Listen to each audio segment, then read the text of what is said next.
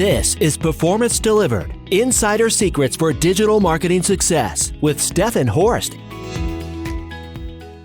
Welcome back to Performance Delivered, Insider Secrets to Marketing Success, the podcast where we dive into what's driving results in today's ever-evolving marketing landscape. I'm your host, Steffen Horst, and today we're digging into one of the most complex and high-stakes roles in the business world, the CMO. And the topic we're going to talk about is the modern CMO challenge. Why it is harder than ever and how the best are navigating the challenges they face. If you ever sat in a boardroom or joined a high-growth company, you know the pressure on the CMO is immense. Growth expectations are sky high, yet the role is often misunderstood and undervalued. So what does it take to succeed in this role today? And how do you earn trust while delivering results? To help us explore this topic, I'm joined by Karl, the CMO at Illumio, leader in ransomware and breach containment. Karl is an accomplished senior executive with a 25-year track record of building high-performing marketing teams, products, and businesses. He brings a global perspective to all his endeavors, with leadership roles in both early-stage startups and 1 billion tech companies across US, Europe, and Asia. Karl held leadership roles in marketing, product, and as a GM in cloud analytics and cybersecurity businesses. Together, we'll unpack what's changed in the CMO seat, what it takes to build influence across the executive table, and how to lead when the playbook is constantly evolving. Now, Karl, before we get too deep into today's topic, let's start easy. How did you get started in your career, and what led you to Illumio? Hey, Steffen. Thanks for the invitation. Great to be here and the opportunity to share some thoughts. So on the journey, it's a good question. To go back a little bit, I grew up in Ireland. You wouldn't get it from my name, but I'm actually Irish. Flemish dad, hence the weird Irish last name. And then I did 3 different degrees, diplomas, one in physics in Trinity, one in computer science as a master's in Imperial College, and I did humanities in Florence, Italy. So diverse background, educational background. My career kind of followed suit in that I did a lot of different things before I ended up as a CMO. So actually, I started my career as a developer in a software startup in Paris.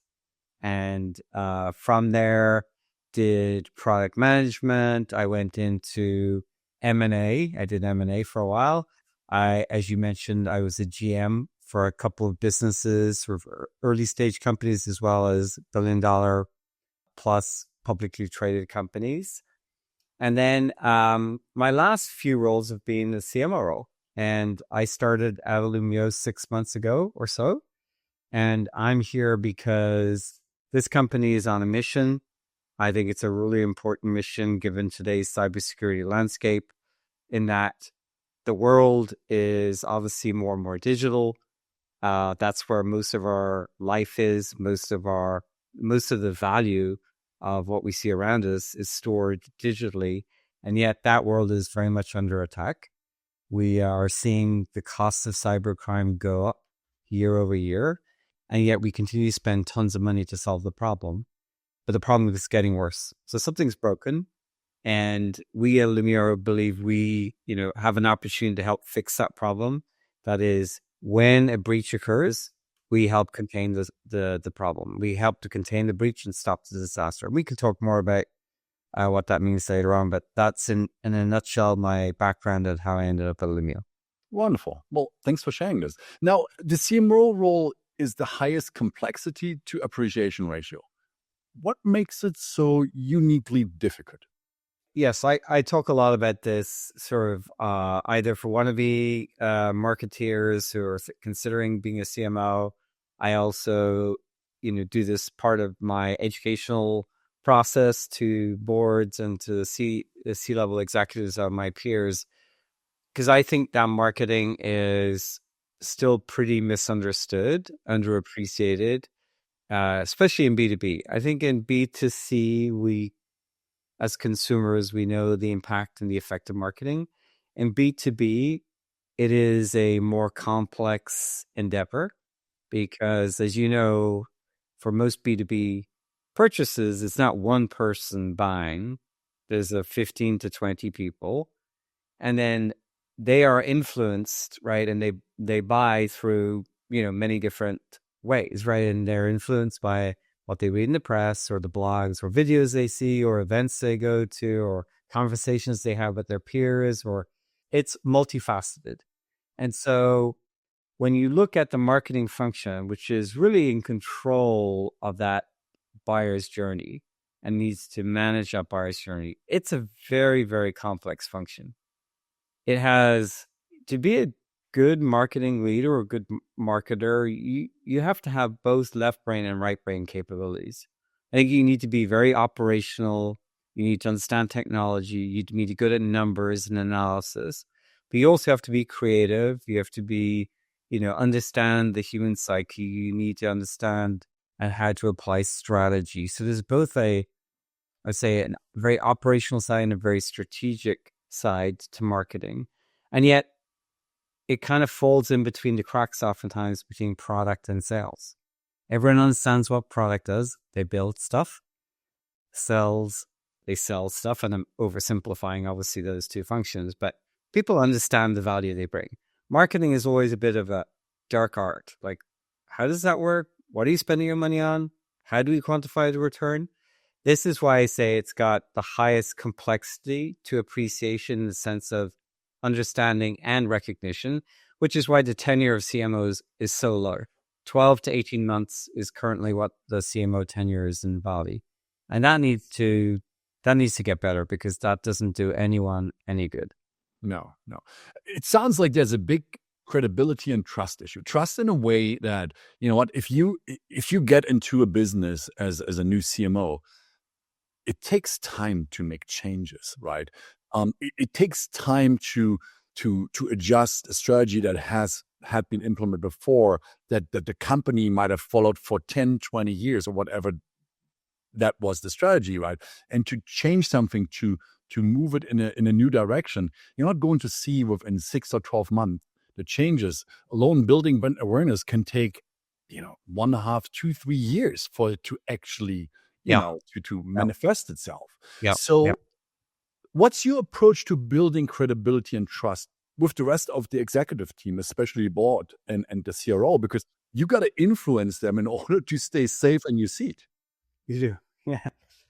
It is one of the biggest challenges, I think, today, in that, we're in a fast-moving world. We want to see results quickly. Companies run on a quarterly basis, and, that's kind of the cadence, right? Quarter to show results. So that's kind of the landscape. The process that I've gone through that I found helpful is really to try and bring the executives, the board along a journey. And so there's a couple of components to it. One, the foundation of the language I use as much as possible is data. Because everyone appreciates and understands data. And, they see numbers all the time, whether it be from the CFO or from the sales leader. And so everything that I show is anchored in some shape or form in data. And so what we'll do is, and then at a very high level, and we can get into a little bit more specifics here, but at a very high level, I try to have some quick wins. There are some things that we're going to do that will show immediate results or very short-term results. You're going to pick what those are and say, what would that be? It doesn't have to be like, hey, I'm going to double pipeline in a quarter. That's not reasonable. You're not going to be able to do that. But it could be, we're going to, it's important for us, for example, to go after this new buyer, let's say the CISO or a C-level. In our case, we target C-level buyers. We're going to go after this new buyer. So let's set up a series of events and get these buyers, to facilitate conversation. And so you could set something up like that, have your first event and have good feedback from the event as an example of a quick win. And say, okay, we can see that the ball is rolling. The longer term, so you have a few quick wins. This should be all in the framework of what are we trying to go? What's the strategy? So I start with helping people understand, agreeing upon, because it is a conversation. It's not just me, right? It's obviously with my team's input, and then with the rest of the executive team is based on where the company wants to go. What is the marketing strategy to support the company's objectives? So I have a very simple template I use called a plan on a page. It literally represents the whole of marketing's plan for the year on one page. And what it has is these are, and it's literally essentially 5 rows and 5 columns. And the first column is like company's objectives. The second is, okay, what's the marketing strategy to support those objectives? Then the third one is, what are the what I call big rocks? What are the big things that we're going to do in marketing to support that, to execute on that strategy? Then what's the investment we're placing? And then what is the outcome? What are the measurable outcomes from each of those things? So on one page, literally, in kind of this table, you can, at a very high level, which is the right level for the executive team and the board, you can communicate what the overall marketing strategy, execution plan, and results will be in support of the company's objectives. So that strategic alignment is the foundational component of everything that we do. And then everyone's like, okay, I get the strategy. It seems to be aligned to helping us support our company's objectives. And I see how you're going to measure the outcomes of what you're doing. Great, right? And then it's about basically, taking a quarterly cadence. I said with some of those quick wins, right here, we're doing this and this, and then bringing people along the journey. And there will be bumps, right? There will things that will not work as expected. But as long as you're being transparent and helping them understand, okay, this didn't work, we're going to try something else. Great. Then I think things go well because you have given them a framework to understand what you're delivering and you're being transparent about how things are going. Yeah. And I assume part of that framework is probably milestones, right? So that in between, so it's not like we want to achieve at Correct. the end of, let's say, 2 years X. 3 years. Or 3 years. It's a long period to kind of look at a goal, and executives get impatient, or they might get worried that you don't get there because there's nothing in between that shows you are on the right track. Yep. Basically. Yeah, absolutely. Yeah, you need milestones, which is why, like, ideally, then I translate that essentially plan on a page to a CMO KPI dashboard, which gives me on a quarterly basis, and we'll have targets for each quarter for those KPIs, how we're doing against those objectives.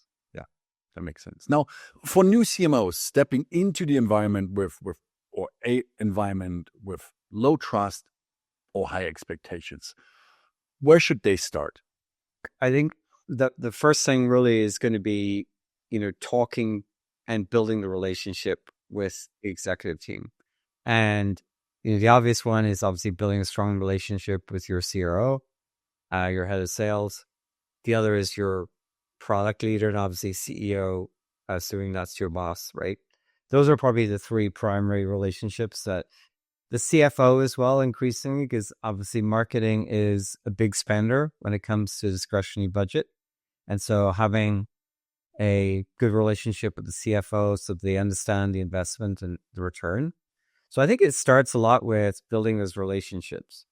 Then, as I mentioned, that kind of strategy alignment along with a plan to support it, getting everybody on the same page, and then everyone agreeing that these are the right KPIs and this is how we're going to track it.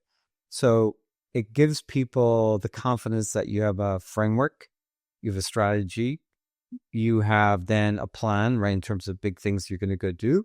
And then you have a way of tracking whether it's working or not. And, then making sure that everyone, you're giving the team regular updates, right, on progress, good or bad, being transparent, right, and what's working, what's not working. And that builds trust. I think it's the relationship building and it's the transparency that builds trust. And look, trust, as you know, in personal relationship, business relationship, it takes time. It doesn't happen overnight, but if you follow through on what you say you're going to do, if you're transparent and authentic about what's working, what's not working, I think people will generally trust you. Let's talk about authenticity. In today's noisy, hype-optimized marketing environment, it's easy for brands to play it safe, to polish every word, smooth every edge, and aim for mass appeal. But increasingly, we're seeing that perfection isn't what builds connections. Authenticity is. Whether it is a brand taking a bold stand or a CMO showing up with transparency, as you just talked about, realness cuts through where polish can't. So, what does it mean to lead with authenticity, not just in messaging, but in leadership, culture, and strategy? And how do you do it without crossing into risk or losing trust? It's a great topic. Yeah. It is one of my areas of focus, both I think in how I conduct myself personally, but also in the work environment and in what we do as a company. Because as you said, I think we're in a world where there is very much a thirst for truth or for realness. There's so much fake, as we know, out there. And obviously AI is making that even worse. And so people are looking for something real. And so there's a couple of ways I think that manifests in marketing.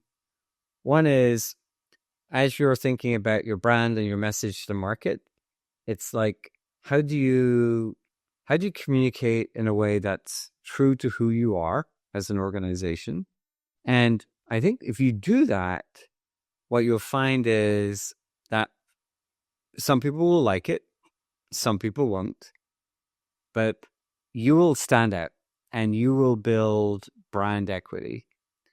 And, we did this, I'll just give an example as it manifests in advertisement.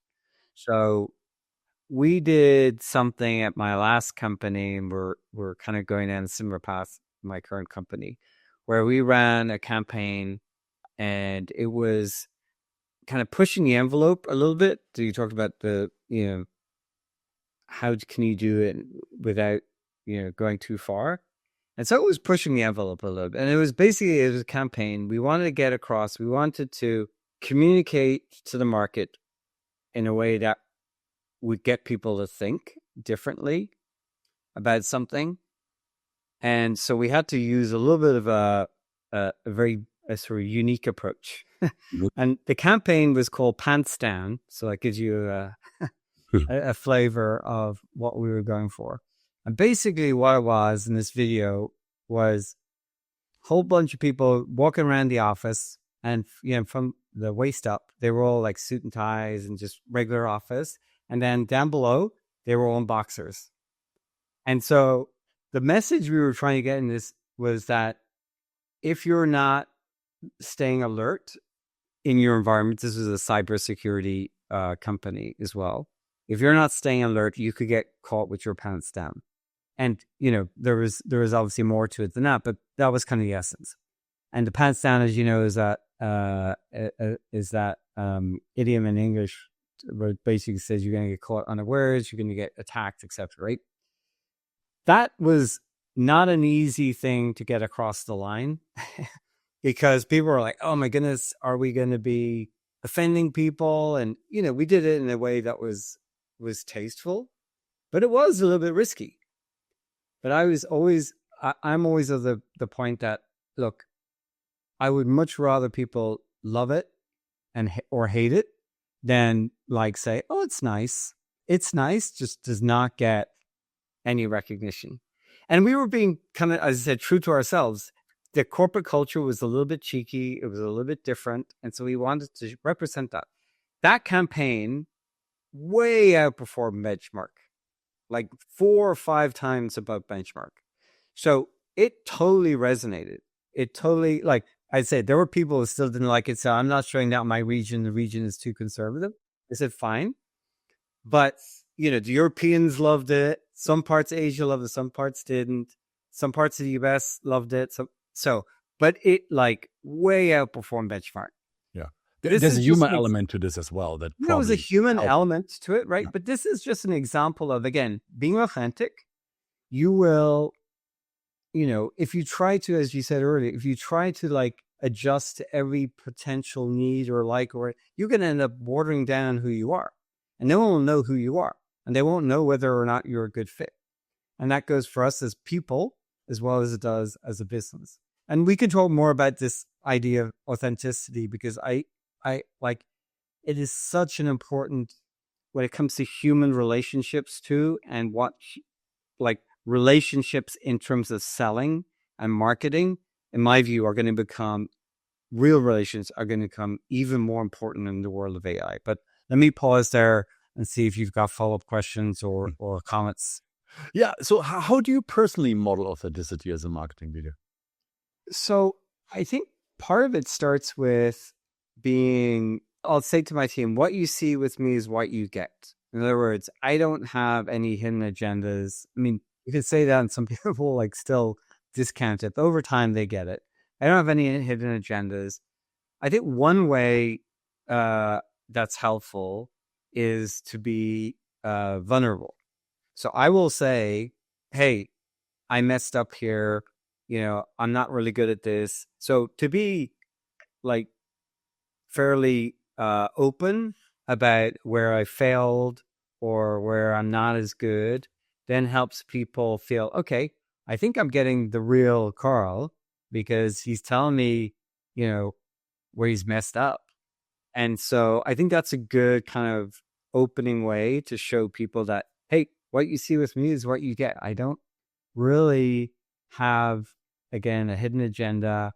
If also, the other thing is, if I believe that there's something that needs to be improved, I will tell you, like, right away. I'll do it in a constructive way, but I will tell you. So you'll know where you stand, good or bad, with me. And then, as I said, I'll say when I mess up as well. Interesting. Now, few forces are reshaping marketing as rapidly or as radically as AI. What once felt like a buzzword is now deeply embedded in how we work, how customers interact with brands, and how decisions get made.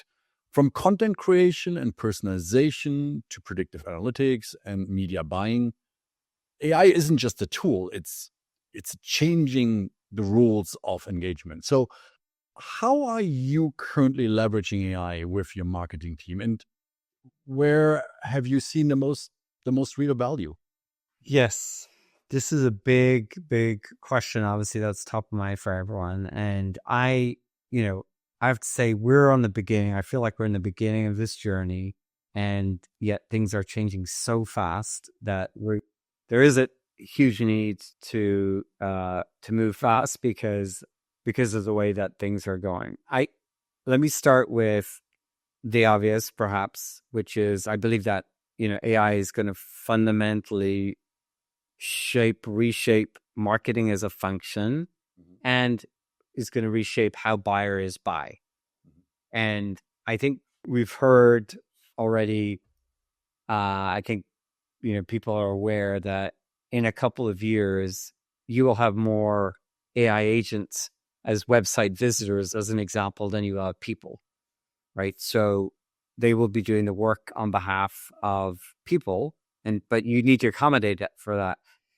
We're obviously seeing it today in terms of how people search. They're now using GPTs to do that. So as a company, then you need to be thinking, well, what does the world of SEO look like in terms of how we show up in a ChatGPT result or a Claude or whatever result versus, a Google search?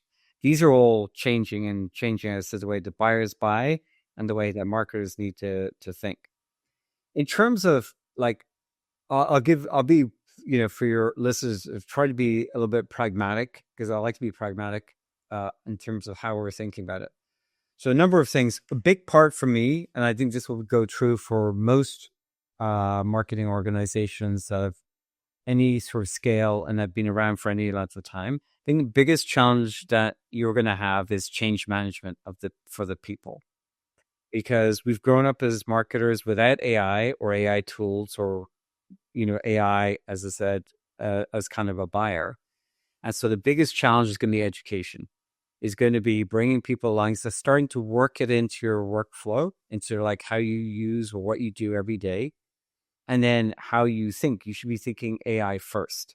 And so to facilitate that, we've done a number of things. One is every single marketer in my team has every quarter an AI MBO. So we have management by objective, right? So it's essentially a quarterly goal that is AI specific.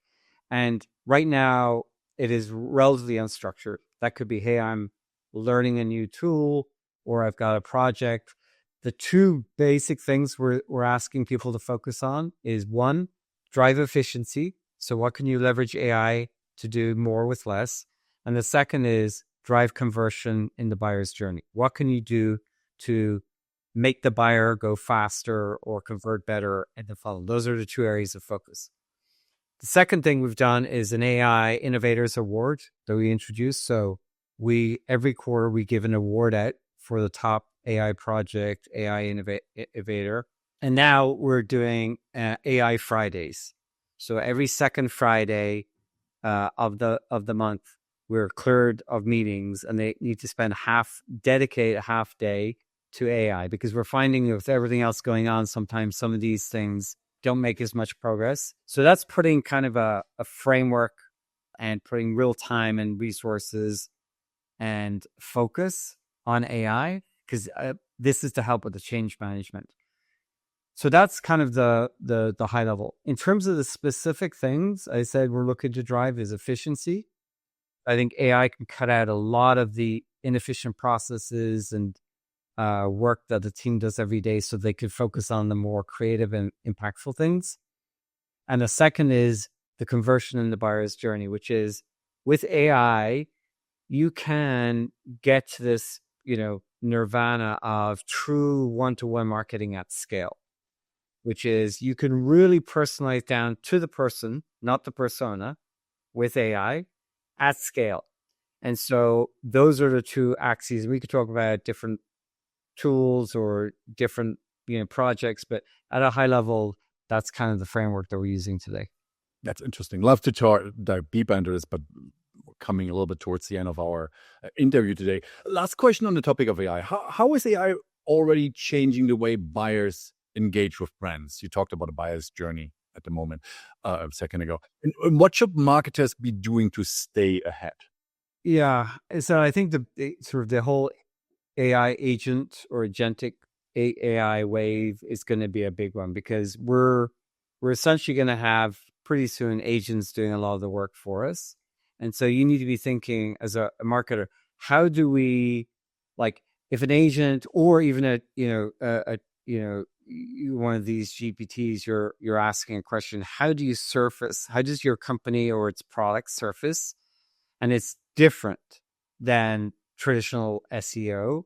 And so you need to start educating. As an example, a lot of these GPTs will use, where are peer review sites? Peer review sites become even more important, because they're deemed to be high quality sources of input on what's good or what's not good.